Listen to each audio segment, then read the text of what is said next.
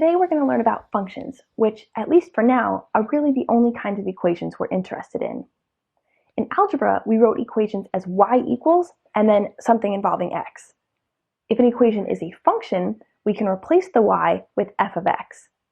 When we used to write coordinate points as x, y, we can now write them as x, f of x. A function is a special kind of equation that tells us about the unique relationship between two variables, x and y.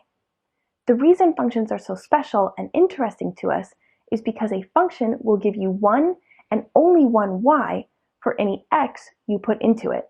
You put one value in, you get one value out. Oftentimes we like to think about a function machine that has an input side and an output side. The machine itself is the equation that relates x and y.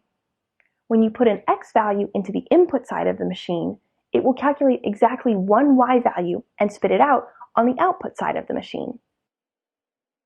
Because of this kind of one-to-one relationship between inputs and outputs, you can think of a function as being made up of its entire set of input-output pairs.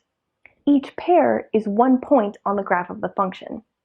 The graph, therefore, is a picture of all the input-output pairs, and it can help us predict and visualize the output that the function will return for any input.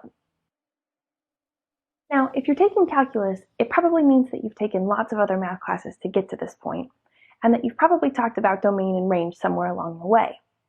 The concepts of domain and range are very closely associated with the concept of a function and the one-to-one input-output relationship that it models. You can think of the domain of a function as the set of all possible input values. Depending on the function, some values will be impossible to input. For example, you'll remember from previous math courses that, at least with real numbers, you can't take the square root of a negative number. So if you have a square root sign in your function, you won't be able to input any value into your function machine that will make the value underneath your square root sign negative. These inputs just won't work. You can't put them into your function, so they're not in the domain of your function. The range of a function is completely dependent on the domain, because the range is made up of all of the values that you can get out of your function machine as a result of inputting all the values in the domain. For example, if your function is x squared, you can input any value you want without breaking the laws of mathematics or your function machine. So the domain is the set of all real numbers. The range of the function, however, is only positive real numbers. Regardless of whether you input negative or positive values into the function, because you're squaring each value, you can only get positive numbers out of it, and so the range of the function is only positive real numbers.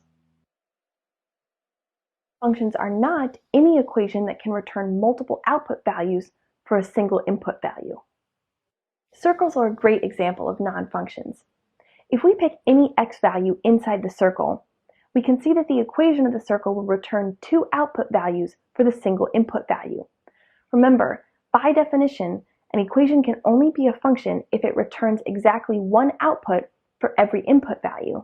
So we can clearly see that a circle will never be a function.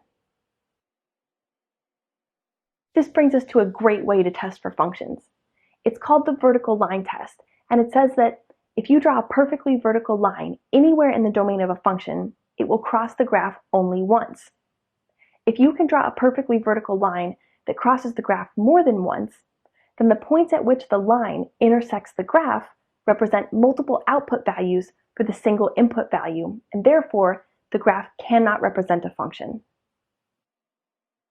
Keep in mind also that a function can itself be comprised of multiple functions.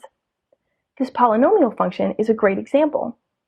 The entire thing represents a function, but so do each of the four terms inside it. If taken separately, each one would pass the vertical line test. This function is therefore what we call a combination of other functions. Functions can also be compositions of other functions, where one function is nested inside another. For example, e to the x is a function, and x squared is a function. E to the x squared is a composition of functions where x squared is nested inside e to the x. Sine of x squared plus 1 is another good example of a composition of functions.